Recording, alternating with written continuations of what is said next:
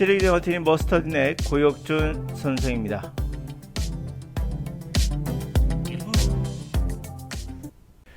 자, 오늘은 의미가 문법을 결정한다는 이야기로 시작을 해볼게요.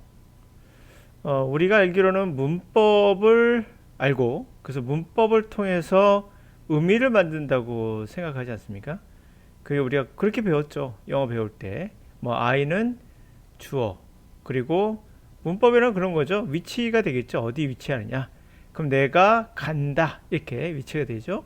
어디로 간다. 이렇게 해서 내가 움직이는 방향, 이런 순서가 있다는 거죠. 이걸 일명 linear, 선적 질서가 있다는 겁니다.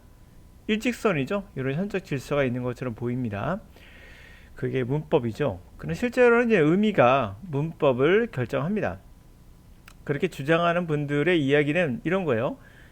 조지 필립스 레이커프라는 아메리칸 카그니티브 링기스트, 미국 인지 언어학자입니다. 이 사람의 이야기와 함께 노암 촘스키를 함께 매시업을 해서 말씀을 드릴게요. 그거 제 생각도 당연히 들어가 있습니다.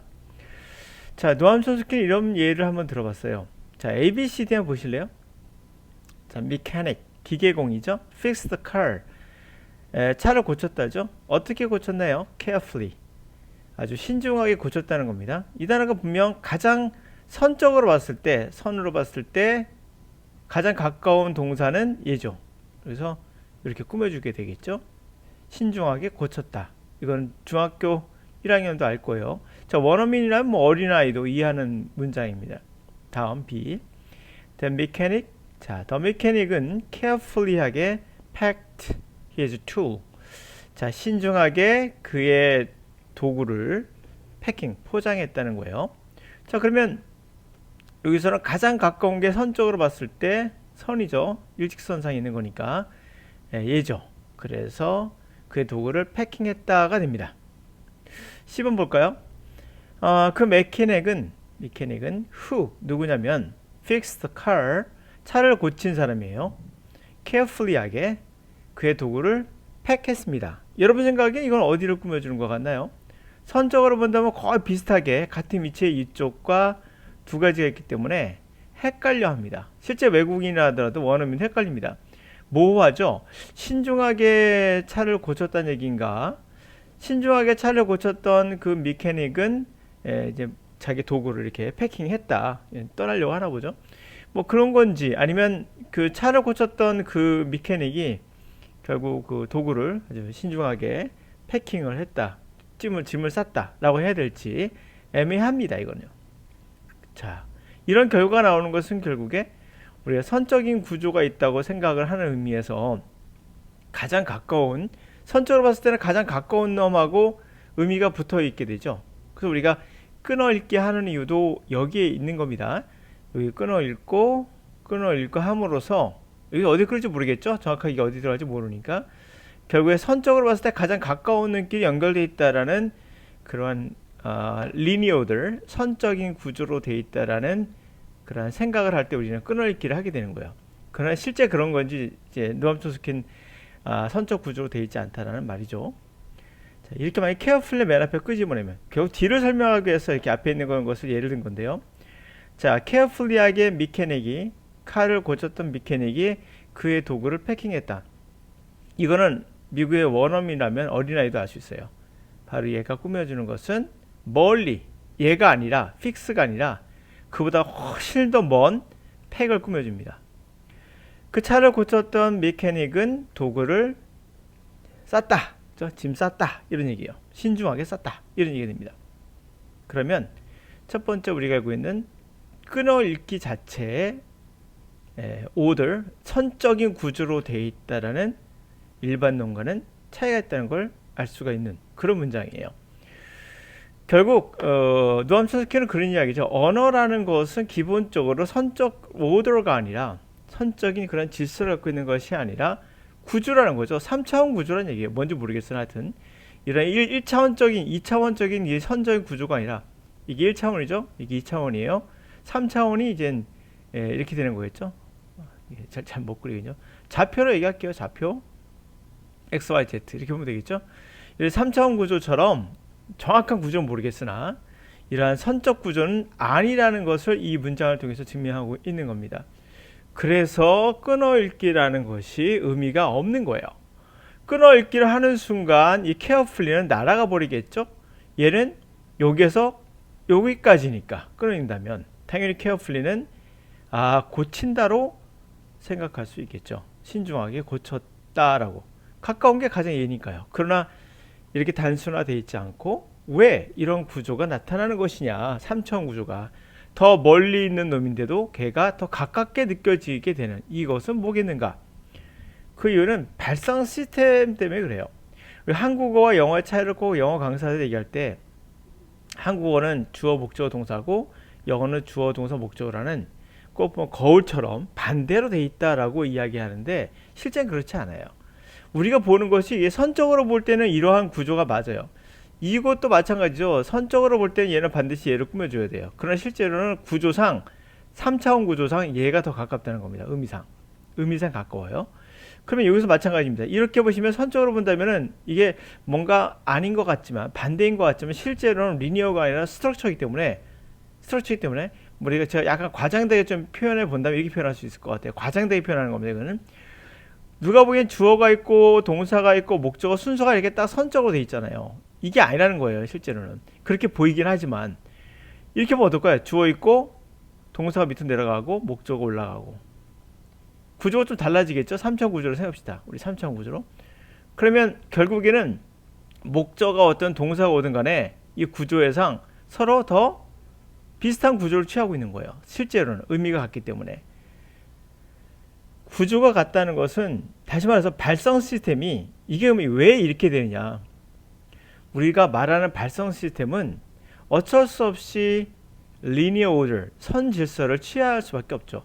동시에 발성을 3차원적으로 낼 수는 없잖아요. 직선으로 내야 되죠. 우리 글도 마찬가지로 3차원으로 만들 수 없기 때문에 1차원적으로 되어 있죠. 뭐 발, 성, 시, 스, 템, 이, 절, 수, 없이 이렇게 안 쓰잖아요.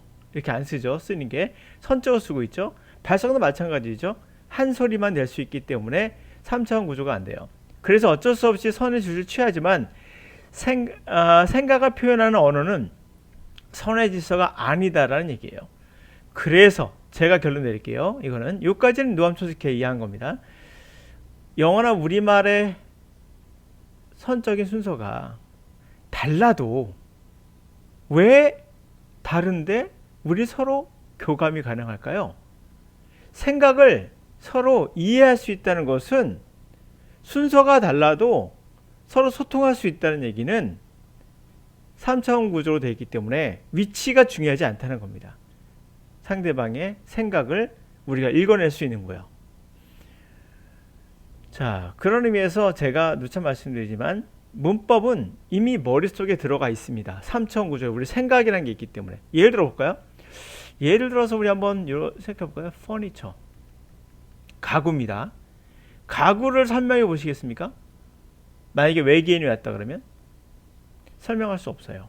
그들은 가구라는 것이 머리의 구조에상 떠오르지 않아요. 같은 공감대가 없죠. 그럼 호모사피엔스는 일반적으로 가구를 다 갖고 있습니다. 동양이든 서양이든 뭐 어디든 간에. 그래서 누가 가구가 하면 퍼니처를 하더라도 우리가 이해할 수 있는 것은 예를 들면 같은 생각을 같은 어떠한 공통된 경험이 있다는 거죠. 원숭이 갖지 못하는. 그게 언어라는 교감이죠. 이 언어라는 교감이 그럼 어떻게 되느냐. 생각이 선적으로 되어 있지 않기 때문에 퍼니처라는 게 단순하게 그냥 가구라는 일직선이 아니라 책상, 테이블, 기타 등등등을 합친 그냥 상상할 수 없는 모호한 거거든요. 사실 가구라는 것이 머리에 그려지지 않는 거예요. 근데 이런 것들을 우리 표현할 수 있다는 거죠. 자, 하여튼간에 자 그렇게 해서 제가 말씀을 정한 거고요. 그래서 제가 누차 말씀드리지만 문법을 몰라도 듣고 해석하는데 전혀 문제가 없는 이유는 우리가 이미 그러한 능력을 갖고 있기 때문인 거죠. 요거 한번 볼까요? 자, 이 문장을 보시면 이런 문장이 있습니다. 이런 말을 해요. 볼이 야구 하시는 분은 알 거예요. 레프트 필드란 말이 좌타수 쪽이죠. 저쪽 좌측 외야수 쪽이죠. 그 왼쪽으로 같다는 겁니다. 근데 이건 어떨 것 같아요? 야구하신 분들은 더블이 무슨 말인지는 알아요. 더블 친다는 얘기는 이제 2루타를 쳤다는 얘기예요. 근데 여기서 문제가 똑같은 구조를 시스템해요. 그래머적으로 본다면 구조가 같습니다. 똑같은 구조를 취하고 있죠. 근데 의미는 전혀 달라요. 구조가 같아요. 분명 구조가 같습니다. 이거는 알다시피 왼쪽이라는 장소에 관련된 부사죠. 왼쪽으로 어디로? 왼쪽으로. 이것도 마찬가지로 왼쪽으로 했죠. 왼쪽 그 필드로.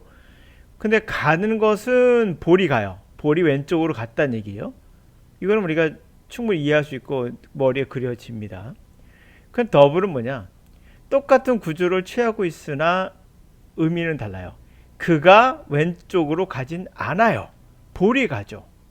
그는 2루타를 쳤다 왼쪽으로. 이 말이거든요. 좌쪽으로, 그렇죠? 외야수 쪽으로 쳤다는 겁니다. 그러면 그는 왼쪽으로 볼을 쳤고 볼이 가는 겁니다. 그 표현 안 돼 있죠? 볼이 가는 거고 그는 그쪽으로 가지 않습니다. 그냥 2루타를 친 겁니다. 의미만 존재하죠. 동작은 없어요. 무슨 말이냐? 의미가 다란 얘기예요. 문장 구조가 같으면 의미가 같지 않습니다. 여기 숨어있는 의미는 왼쪽으로 가는 건 누구라고요? 볼이 간다고요. 볼이 가는 겁니다. 그렇죠? 여기 간다가 나와 있죠? 볼이 가는 거예요. 얘가 가는 게 아닙니다. 같은 구조를 취하더라도. 의미가 전부란 얘기예요. 그래머가 의미를 다 나타내는 것이 아니라, 그렇죠? 이거 보면 알 수 있을 겁니다. 정리해 볼게요. 우리가 이제 의미가 전부다라는 말 제가 하고 있는 거예요. 의미가 전부입니다. 의미가 그래머를 결정하기도 해요. 이거 조지 필립 레이코프스가 말했던 거고요. 느암 촘스키도 그런 말 하죠. 그 예로서 이런 이해를 합니다. 언어는 2차원이 아니다. 언어는 3차원 그 이상 어떠한 것이다. 그래서 이거를 증명한 게 이 문장입니다. 보다시피 선적 구조가 아니라는 거죠. 왜? 그 이유는 우리 발성 시스템의 한계 때문에 어쩔 수 없이 선적 구조를 취하지만 생각은 3차원인 거죠. 그거를 표현 못해서 어쩔 수 없이 2차원적으로 표현하는 거지. 그렇다면 문법은 우리가 언어를 한다는 것은 이거를 이 구조만 보고 따라갔을 때는 주어 동사 목적어가 또는 주어 동사 목적어랑 주어 목적 동사랑 한국과 영어에 거꾸로 돼 있는 듯한 거울로 보는 듯한 이런 구조가 실제로는 아니라는 거예요. 근데 실제로 제가 강의를 해보면 전혀 구조를 몰라도 우리가 이해를 할 수도 있고 생각을 다 우리말처럼 받아들일 수 있는 이유는 바로 여기에 있는 거죠. 실제 언어는 순서 중요하지 않아요. 그냥 이것을 3차원적으로 받아들일 수 있습니다. 2차원이 아니라. 그래서 듣기나 영어에서 문법이 뭐 영작할 때 나중에 필요할지 모르겠으나 그 전 단계를 생각해 보시면 여러분이 어렸을 때 언어를 읽고 배울 때 글을 못 써도 어느 정도 읽을 수 있고 글을 못 써도 말은 할 수 있었어요. 그건 배우는 거, 글 쓰고 배우는 거 또 다른 의미죠. 읽는 것은 또 그건 학습이 필요한 부분이잖아요. 그러나 기본적으로 우리가 언어는 쓰지 못하더라도 글을 읽지 못하더라도 할 수 있다는 것은 아실 거예요. 그게 기초가 됐을 때 이제 우리가 읽고 듣는 거, 뭐 기타 등등등이 기본적으로 2차원이 아니라는 걸 제가 말씀드리고 있는 겁니다. 자, 오늘 여기까지. 좀 복잡했나요? 좀 어려울 수도 있겠네요.